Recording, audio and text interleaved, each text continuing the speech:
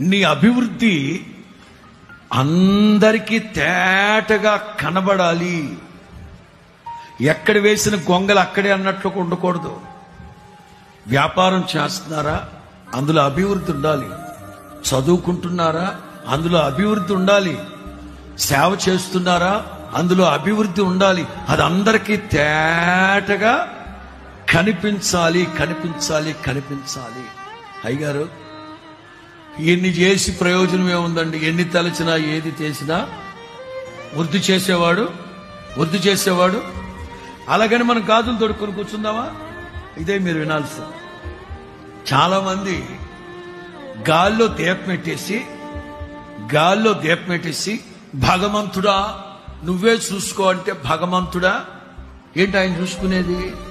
చాలా మందికి మూర్ఖత్వం. Download ShareChat.